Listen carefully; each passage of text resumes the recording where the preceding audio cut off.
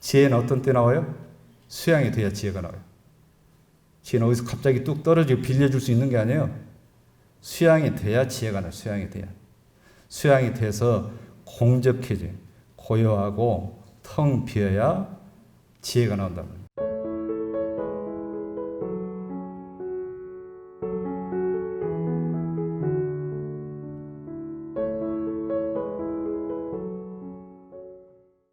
지난달 미국 플로리다주에 있는 15층 아파트가 붕괴되었다고 소식을 들었습니다. 그 소식을 듣고 아니 미국 같은 선진국도 아파트를 저렇게 지었나 하고 의구심을 가졌는데 현지에서 날아오는 뉴스에도 역시 후진국에서나 있을 법한 일을 미국에서 이런 일이 벌어졌다 하고 뉴스를 전했었습니다. 일체 유심조라고 하죠. 일체가 다 마음이 짓는 바라 이렇게 말을 합니다. 자, 그러면 플로리다주에 있는 그 15층 아파트가 무너진 것 역시 있었던 것이 무너진 것이니까 그거 역시 누가 무너지게 만들었습니까? 그 건물을 지을 때는 설계하신 사람도 있고 시공한 분도 있고 감리한 분도 있고 관청에서는 그걸 점검을 하고 이제 사용하던 사용 승인을 했을 텐데 누가 그걸 지었습니까? 거기에 개입된 모든 사람들의 마음이 작용을 해서 집을 그렇게 지었던 것이고 그 마음의 작용한 결과가 세월이 지났지만 결국에는 미국이라는 나라의 아파트 15층 아파트가 무너져가지고 많은 생명이 다치고 생명을 앗아가는 그런 일이 벌어진 것입니다. 그럼 이게 비단 집뿐일까요? 일체 유심조라고 하는 이체가 비단 집뿐이겠습니까?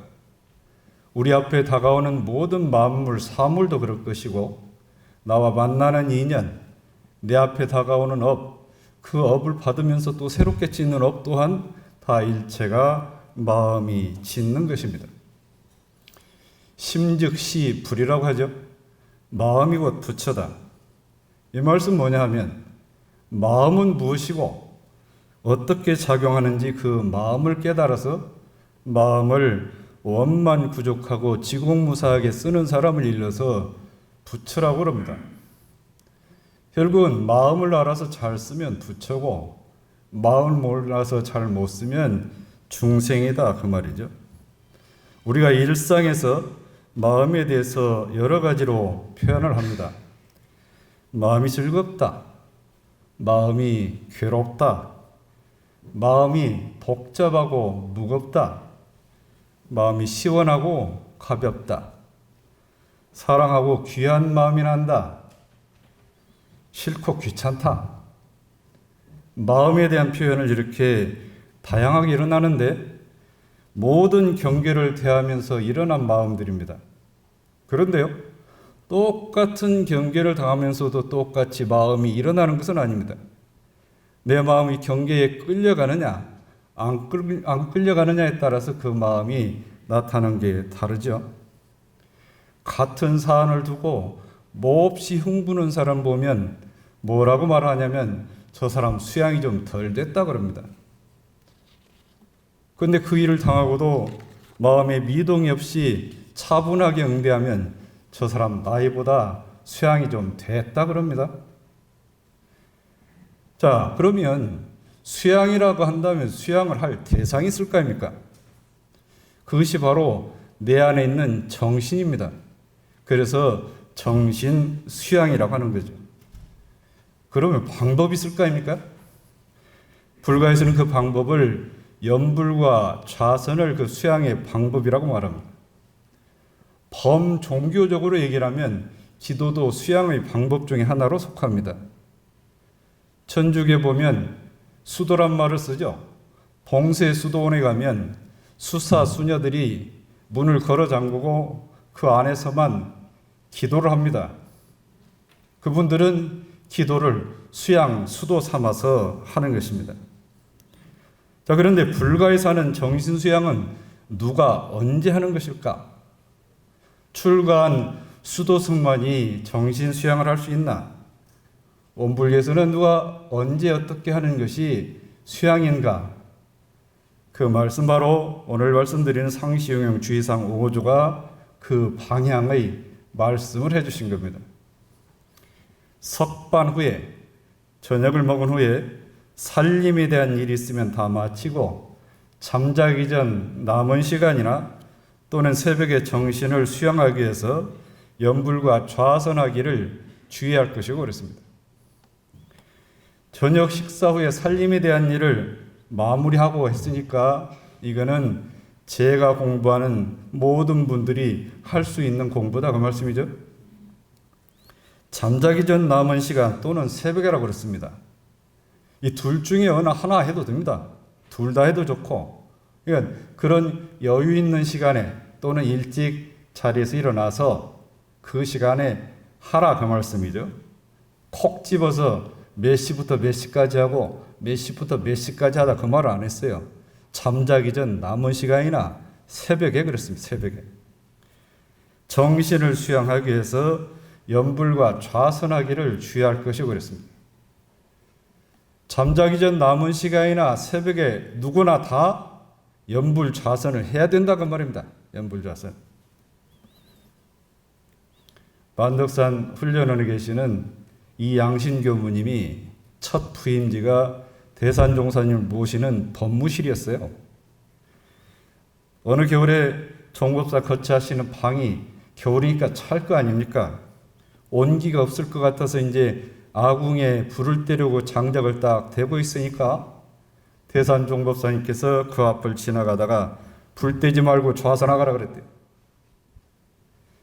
지금 불 뗄 시간이냐 좌선할 시간이지 그러셨다는 거예요. 정신수양이란 뭘까? 정신은 마음이 뚜렷하고 고요해서 분별성과 주착심이 없는 경지를 정신이라고 씁니다. 뚜렷하다고 하는 것은 분명하다 그런 뜻인데 낱낱이 밝다, 지극히 밝다 그런 얘기입니다. 뚜렷하다는 것은 뚜렷하고 고요해서 분별하는 성질, 분별하는 습성 말합니다. 분별성과 주착심이 없는 경지를 일러서 정신이라 한다. 이 같은 말을 나누어서 말씀하신 거예요. 뚜렷하고 밝고 고요한 자리가 정신이고 그 자리는 어떤 자리나 분별성과 주착심이 없는 자리다. 같은 말이에요. 같은 말. 수양이란 건 뭐냐? 이건 안팎으로 나눠서 말씀을 했습니다. 안으로 분별성과 주착심을 없애면 안에서 일어나는 분별하는 성질과 주착하는 마음을 없게 하고 밖으로는 경계에 산란하게 하는 요란하게 하는 그런 경계에 끌리지 않게 해서 결국은 뭡니까? 뚜렷하고 고요한 정신을 양성을 하는 것을 수양이라 한다. 이렇게 정신수양에 말씀을 하셨습니다. 뚜렷하고 고요해서 분별성과 주착심이 없다. 이런 그 마음의 경지를 우리가 흔히 이야기하는 극락 같은 마음이라 이렇게 이해를 하셔도 됩니다. 자, 그러면 이 말을 뒤집어서 얘기하면 어떻게 표현되는 줄 아세요? 마음이 어둡고 요란해서 분별 주착심이 가득하다. 이거는 뭡니까? 그렇게 하면 힘들잖아요. 괴롭고 그런 걸 잃어서 우리가 일상에 지옥 같은 마음이다 이렇게 얘기를 하는 겁니다. 염불과 좌선은 정신수양 과목으로 서로 표리 보완 관계에 있습니다. 똑같이 정신수양 과목인데 염불도 정신수양하는 방법이고 좌선도 정신수양하는 방법인데 이 양자는 서로 표리 또는 보완 관계에 있다 그 말이에요. 자, 일이 있을 때는 좌선하고 있을 수 없잖아요. 몸이 움직일 때는 그런 때는 염불로 세고 일이 없을 때 정한 자리에서는 좌선하라고 얘기해요. 그 평시에 망상이 많고 번뇌가 많고 그래서 집중이 잘 안 되는 분은 먼저 염불로서 마음을 안정을 시킨 다음에 좌선을 하는 것이 효과적입니다. 그리고 몸이 아파서 몸을 이렇게 앉을 수 없을 때는 염불로서 해야 될 거 아니에요? 그래서 대종사께서 당시 환경이나 각자 심경이나 때를 따라서 어느 게 나은지 골라가지고 맞춰서 잘하면 큰 정력을 얻을 것이다 그랬습니다. 우리 속담에 노는 입에 연불어라고 하잖아요. 노는 입에 연불어라. 노는 입은 뭐죠? 밥 안 먹고 입을 사용하지 않을 때 연불어라 그 말이잖아요. 그 연불을 지성으로 집중 있게 하면 거기에 수양력이 얻어진다 그 말. 수양력이 얻어진다. 대승불교에서는 선의 방법을 세 가지로 얘기합니다. 북방불교, 저 남방불교는 선의 방법을 위파사나로 하는데 북방불교는 대승불교는 선의 방법을 세 가지로 얘기해요. 묵조선, 간화선, 연불선 그럽니다. 이 연불선에서는 대종사께서 말씀하신 대로 이 연불 수행만으로도 득도할 수 있다. 자, 연불은 우리가 그 세계를 보면 생각, 관념, 부첩을 그러잖아요. 부처님을 생각을 하는데 부처님 결국에 이제 연불할 때 나무 아미타불 하잖아요. 이 아미타불은 우리가 죽고 난 뒤에 서방 정토 극락을 주재하는 부처님을 아미타불이라고 그래요. 그래서 나무 아미타불 할 때 나무는 귀의를 한다 그래요. 돌아가서 의지를 한다, 기댄다. 나무는 그런 뜻이에요. 그러니까 내가 죽어서 아미타불, 서방 정토 극락을 주재하는 아미타 부처님께 돌아가서 의지를 하겠다. 그런 염원을 세운 것이 이제 불가에 사는 연불의 대체적인 그런 뜻인데 이 뜻을 알고 또 이 연불을 수행의 방법으로 이 나무아미타불을 할 때는 마음이 천만 가지로 흩어져 있을 때 그거를 일념으로 집중을 하는 거예요. 연불 일성에 그걸 집중을 하면 집중이 되잖아요. 그 집중이 된 그 한색, 그 일념을, 한 생각을 끊임없이 이어가는 것을 연불이라 한다 그랬습니다. 근데 정산종사께서 연불에 몇 가지 단계가 있는데 이거에 대해서 가름을 하셔서 말씀해 주셨어요. 부처님의 명호를 주송만 하거나 여기서 부처님은 명호는 아미타불도 있고 저리 가면 지장보살도 찾고 서가모니 불도 찾고 부처님 명호는 다양하잖아요. 그 부처님의 명호를 주송을 반복해서 송을 하거나 또는 부처님의 모습을 그리면서 연불을 하는 것은 하열한 근기의 연불이다. 낮은 단계의 연불이다. 깊은 단계 진실한 수행자의 연불은 뭐냐 하면 부처님의 원력과 부처님의 마음과 부처님의 실행을 생각을 하면서 염을 하면서 연불 일성에 집중을 하는 것이 진실한 수행자의 연불이다 그랬습니다.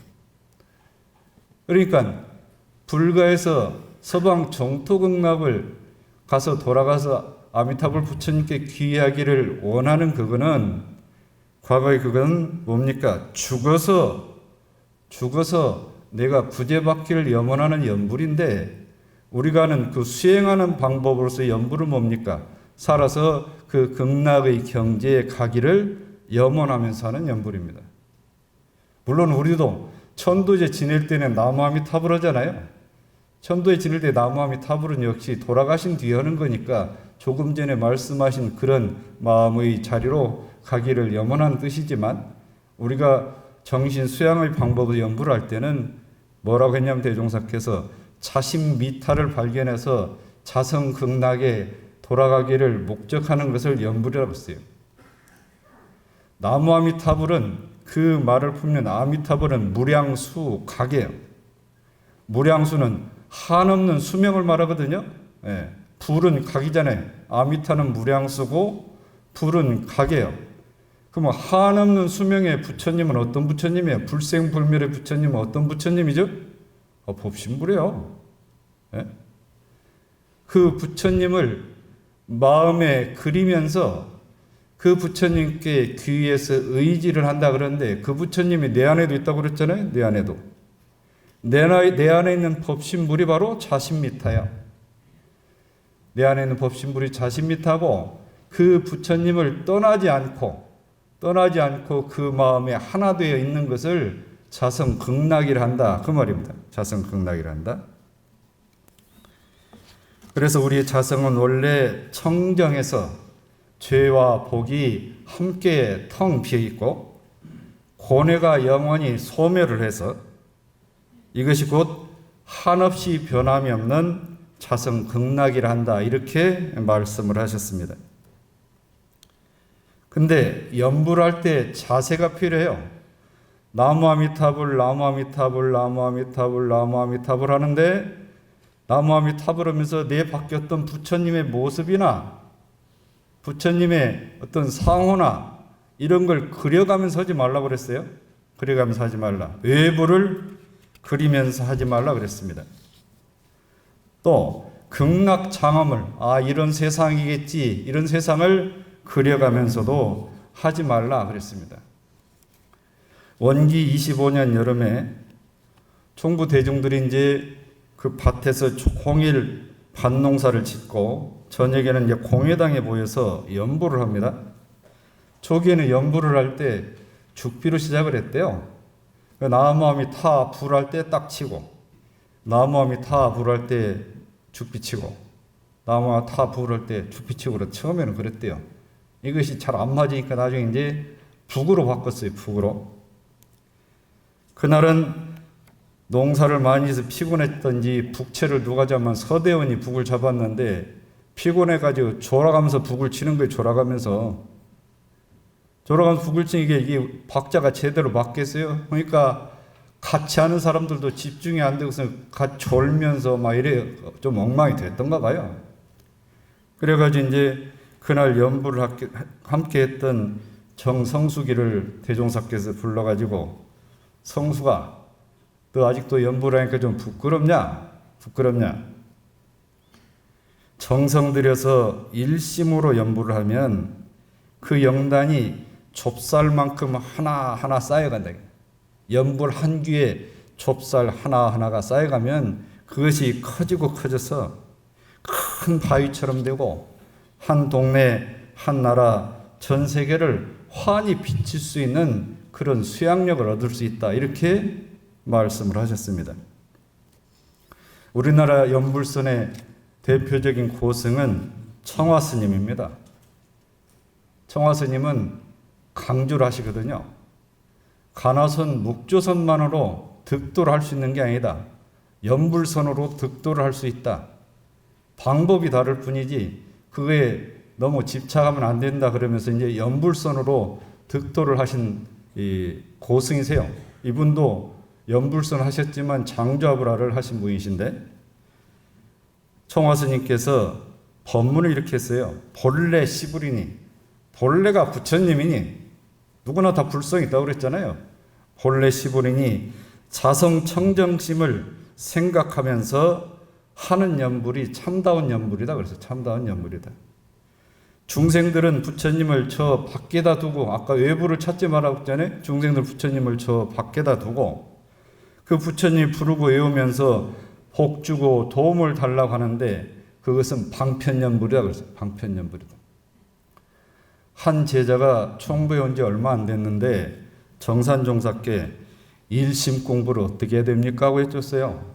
일심구는 정신수양을 일심공부라고요. 우리가 사막을 정신수양, 사리연구, 작업추사라고 하기도 하지만 일심, 아르마리, 실행 그러잖아요. 일심공부, 정신수양 공부를 어떻게 합니까? 하고 물으니까 정산종사께서 말씀했어요. 마음을 잡고 놓는 것을 절도 있게 해라.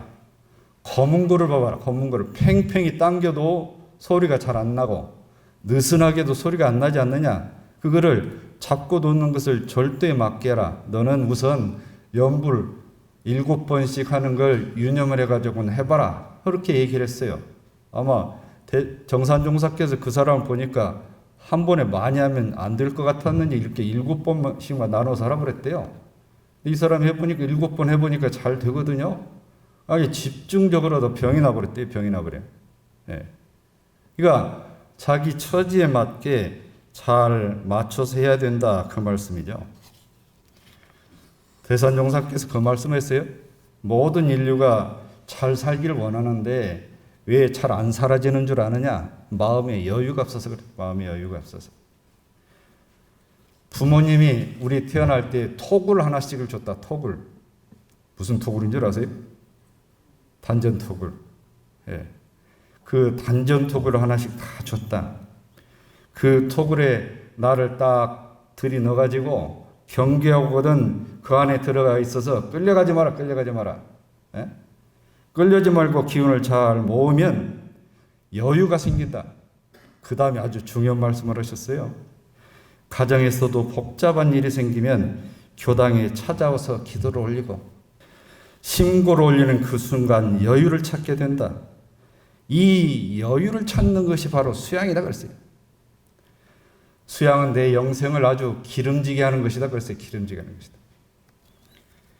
그러면서 이제 대산종사께서 겪었던 일을 말씀을 하세요. 어느 해 이제 제자들하고 기차를 타고 어디를 가셨던가 보죠. 그런데 기차에 불났다고 옆 칸에서 야단을 하니까 이어른 탄 그 칸에서도 막 사람들이 동요를 해요. 그러니까 이제 대산종사는 가만히 무견히 앉아 계시니까 이제 제자들도 같이 앉아 있었잖아요. 그래도 시끄러워. 한참 가서 이제 기차가 정차해서 보니까 저 앞칸에서 불이 난 거예요. 앞칸에서. 옆칸에서 난 것도 아니고. 예? 앞칸에서. 결국에는 수양이 되면 그렇게 여유가 있어서 여유 있게 생각을 하고 여유 있게 바라보는 거잖아요. 우리가 경계를 당했을 때 수양력 있으면 그걸 바로 끌려가는 게 아니라 여유 있게 바라보잖아요. 바라봐요. 수양이 안 되니까 금세 일어나는 대로 조급해서 그냥 바로 응대를 하다가 일을 사단을 나게 하지 않습니까? 그래서 일생 중에 스스로 닦는 길 하나씩을 표준 잡고 살면 그 일생이 참 좋아질 것이다 그랬습니다. 연불이나 좌선이나 자기에 맞는 수양 과목을 하나씩 정해놓고 수양을 해라 이렇게 말씀을 했습니다. 자, 이제 연불의 방법에 대해서 정전에 자세하게 나와 있죠. 연불을 할 때 내가 독송, 주송하는 소리를 들으면서 해야 돼요. 들으면서 귀로는 듣고 마음은 단전에 주하고 단전 토굴에 주하고 그렇게 하셔야 됩니다. 좀 전에 목탁 없이 했잖아요. 목탁 없이 했어요. 연불은 같이 할 때는 맞추느라고 이제 목탁을 갖고 하기도 하는데 목탁 없이도 할 수 있어요. 지하철 타고 가다가 지공선사들께서는 지하철 타고 가다가 앉아서 소리 내서 하면 좀 옆 사람한테 불편하게 하니까 속을 해도 되고 작게 해도 되고 일하면서도 할 수 있고 설거지하면서 할 수 있고 할 수 있단 말이죠. 그렇게 해서 연불을 하셔서 마음이 안정된 뒤에 딱 정하고 앉으면 연불 안 하고 할 때보다 금방 입장이 들어갑니다. 분한 일이나 탐심이 일어날 때 순경이나 역경에 끌릴 때도 연불로서 안정을 시키라고 했습니다.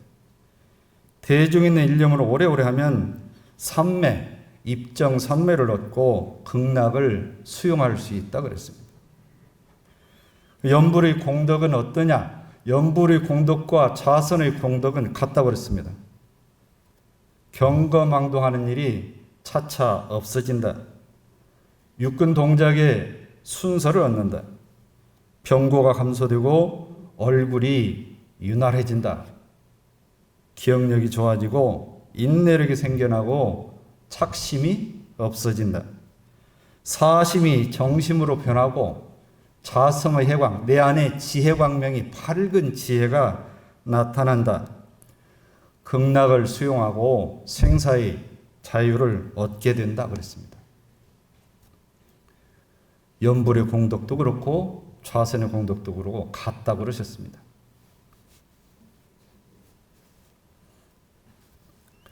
전주 동산총교당에 학산 박석원 교도란 분이 있었어요. 이분 아들이 중병에 들어가지고 서울대학병원에 입원했습니다. 상당히 치료를 하는데 더 이상 의료진이 가망이 없다고 그래요. 그래서 이 학사님은 이제 포기를 하고 내일 모레 곧 갈 거라고 하니까 준비하라고 하니까 이제 치상 준비를 하고 있어요. 치상 준비를. 근데 부인 계타원 백자이님은 그러든지 말든지 아들 손을 잡고 연부를 하는 거예요. 무아미타불라 무아미타 계속 연부를 해요. 한참 연부를 하는데 어디선가 소리가 들려요. 물 떠나라. 정신 버떡 나가지고 아들 입에 숟가락으로 물을 딱 넣으니까 눈을 살짝 뜨는 거죠.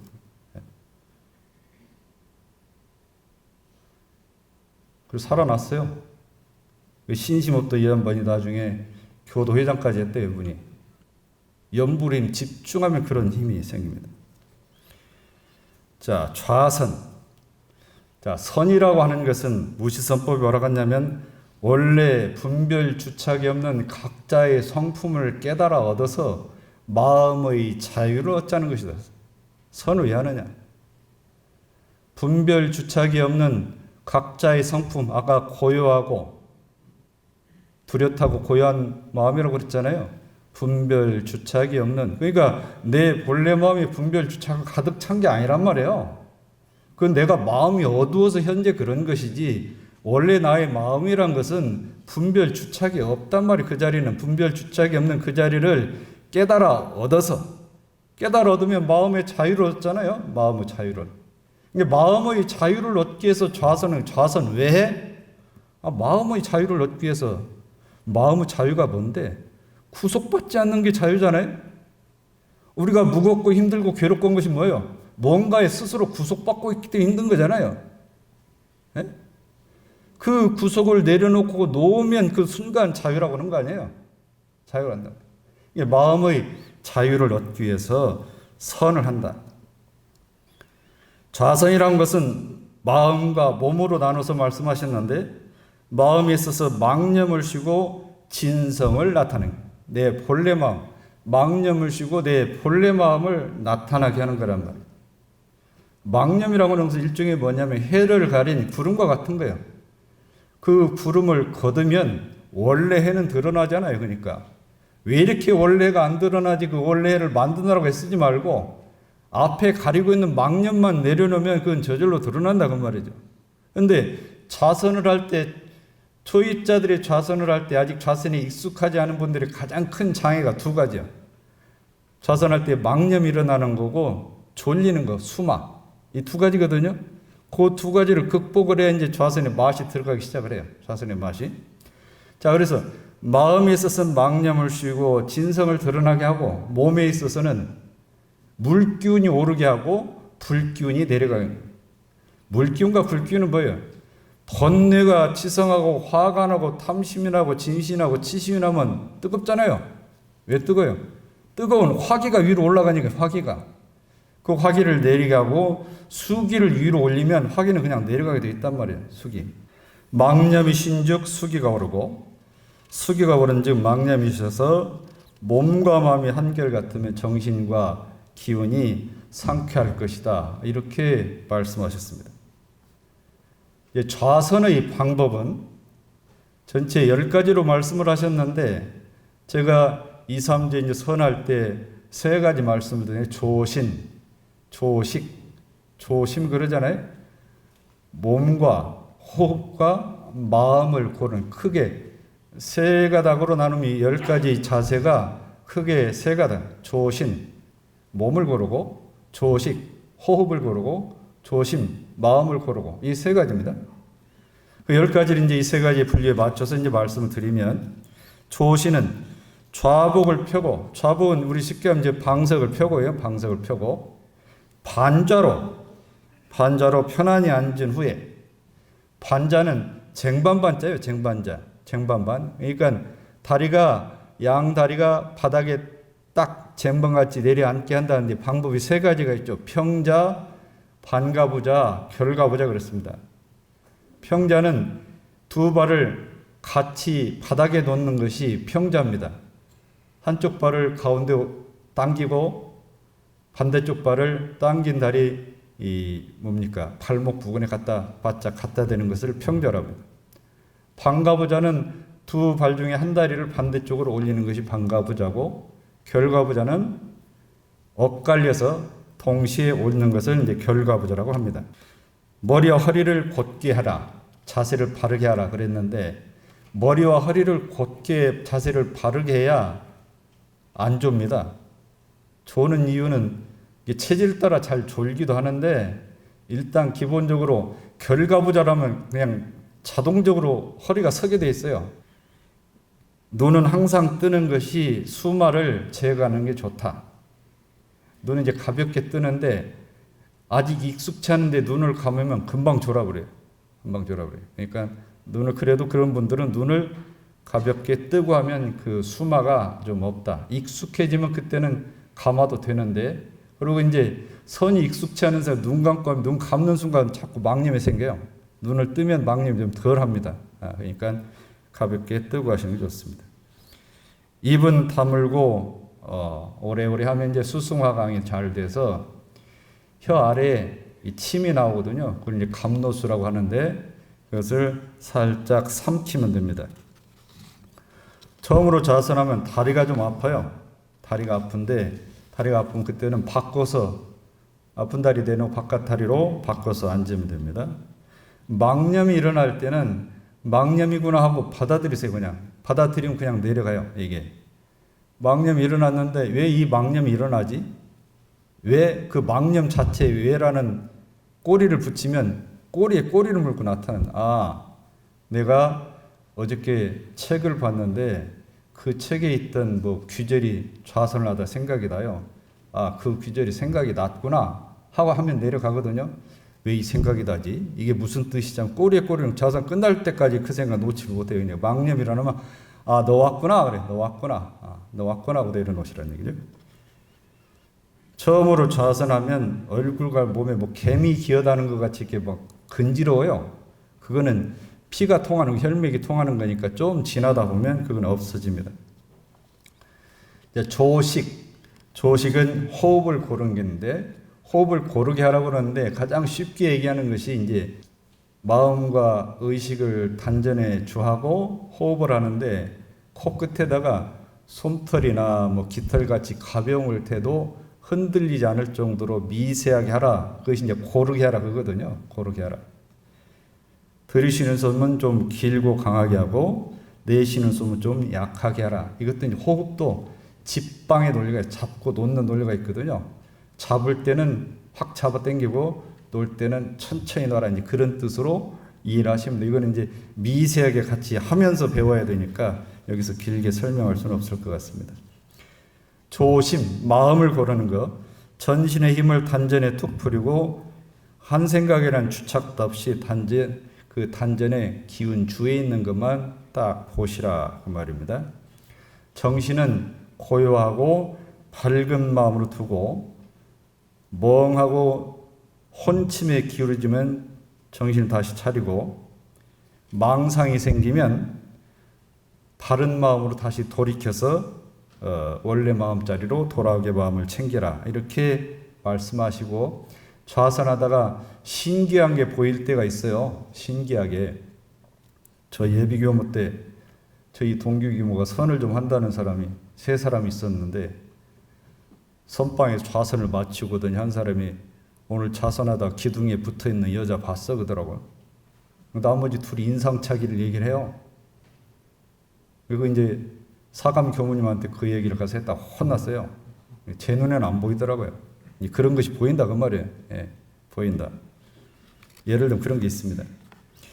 자, 단전주선에 대해서 말씀하시는데 좌선은 마음을 일경에 취해서 모든 생각을 제거하는 것이 통례다. 이게 마음을 일경이라고 하는 것은 집중을 한다는 거거든요. 집중을 한다. 묵조선은 묵묵히 본래 성품자리를 되비쳐서 보면서 하는 묵조선은 거기에 집중을 하는 거예요. 본래 마음자리에 집중을 하는 거고 간화선은 화두에 집중을 해요. 화두에. 연불선은 연불 그 일성에 집중을 하는 거죠. 우린 단전주선은 단전에 그 집중을 해요. 윗바사나도 마찬가지예요. 윗바사나도 그분들이 몸의 움직임이나 호흡을 따라간다거나 또는 일어난 마음을 거기에 집중을 한다 할지 또는 부처님 가르침을 집중하는데 그 역시 집중입니다. 방법만 다르지 집중하는 건 똑같습니다. 집중하는 것은. 예. 거기서 일경에 주에서 주하라 그 말입니다. 그러면서 이제 대종사께서 우리는 왜 간화선을 택하지 않았는지 그 말씀을 하잖아요. 예. 간화선은 그게 뜻이 투철하거나 거기 깊이 있는 사람은 거기에 재미를 붙여갈 수 있는데 많은 사람들이 보편적으로 할 수는 없다 이게. 그 실증이 나면 선 자체의 흥미를 잃어버리니까 안 된다. 그래서 대종사께서 우리는 단전주 선을 해서 마음이 고요하게 가라앉은 뒤에 의두를 그 뒤이어서 연말을 하는 방법을 한다. 이렇게 말씀을 하셨어요. 정전에 보면 정전 수행폰에 보면 연불법, 좌선법 그 다음에 의도요목이 나와요. 의도요목이. 그래서 우리는 그렇게 한단 말이에요. 화두를 처음부터 끝까지 의도를 들고 하는 게 아니고 단전주선을 하다가 마음이 안정, 입정의 경지에 딱 들었을 때 뒤에 의도를 들면 훨씬 그 화두를 밝히는 정도가 빠르다 그 말씀입니다. 대종사께서 말씀하셨어요. 선종의 많은 조사가 선에 대한 천만 방편과 천만 물로를 열어놨는데 이것을 한마디로 통합해서 말하면 뭐냐면 망념을 쉬고 진성을 길러서 오직 공적영지가 앞에 나타나게 하자는 것입니다. 이 선을 하면 망념이 쉬어지는 거죠. 망념이 쉬면 그 동시에 진성이 나타나는데 그러면 공적영지는 뭐냐? 텅 빌공자, 고요할 적자, 신령영자, 알지자거든요. 지혜지자를 쓰게 돼요. 지자를. 텅 비어 고요한 그 상태에서 밝은 지혜가 나타나는 거예요. 선을 통해서 안정이 지극히 안정도의 삼昧경지에 이르면 밝은 지혜가 나타난단 말이죠. 어떤 걸 통해서든지 간화성이든 묵조성이든 단전주성이든 연불성이든 그 선의 결과는 공적영지가 텅 빈 가운데 그 밝게 아는 그 지혜가 밝게 아는 것이 나타난다. 그러면 나타난다. 선을 하면. 대종사께서 수도인이 구하는 바 첫째는 마음을 알아서 마음의 자유를 얻자는 것이다 그렇습니다. 마음을 아는 길은 정신 수양입니다. 정신 수양의 방법은 연불과 좌성이죠. 이거는 누구나 할 수 있는데 언제 하느냐? 잠자기 전 남은 시간이나 새벽에 하고 연불 같은 경우는 일하면서도 할 수 있어요. 일하면서도. 예, 일하면서도. 정신 수양을 마음의 양식 또는 법식이라고 그럽니다. 우리가 이제 다이어트 한다고 밥은 굶잖아요. 밥은 굶는데 마음의 양식은 굶으면 안 되겠잖아요. 법식은 굶으면 안 되죠. 그러니까 밥은 굶더라도 연불과 좌선은 굶지 마세요. 밥 굶었다고 자랑을 하는데 나 밥 굶어서 몇 킬로 뺐다고 자랑을 해요. 근데 연불 좌선 굶은 건 자랑 안 하잖아요. 왜? 잘못한 줄 아니까. 밥은 굶을 수 있어요. 연불 좌선은 굶지 말라고요. 잠자기 전 시간이나 새벽에 못했으면 낮에 걸어가면서라도 하든지 지하철 위에 손잡이 잡고라도 하든지 일 있을 때 하든지라도 늘 하시라 그 말이에요. 그렇게 해서 수양력이 쌓이면 밝은 지혜가 나옵니다. 지혜는 어떤 때 나와요? 수양이 돼야 지혜가 나와요. 지혜는 어디서 갑자기 뚝 떨어지고 빌려줄 수 있는 게 아니에요. 수양이 돼야 지혜가 나와요. 수양이 돼야. 수양이 돼서 공적해져요. 고요하고 텅 비어야 지혜가 나온다는 거예요. 그러니까 그 지혜를 얻으면 내게 다가오는 모든 경계를 밝게 비춰서 사체를 분명하게 봐요. 분명히 보니까 분명히 판단할 거 아닙니까? 분명히 봐서 이걸 내가 붙들고 가야 할지 놔야 될지 이걸 보잖아요. 그것이 분명히 보이니까 마음의 자유를 얻는다 그 말이에요. 마음의 자유. 마음의 자유를 얻으려면 지혜를 얻어야 되고 지혜를 얻으려면 수양을 해야 되는데 수양은 연불과 좌선이다. 기도도 좋습니다. 그래서 어쩌든지 밥은 굶어도 되니까 연불차선은 굶지 마세요. 이쪽밖에 대답을 안 하시네. 마음 공부 잘합시다. 네.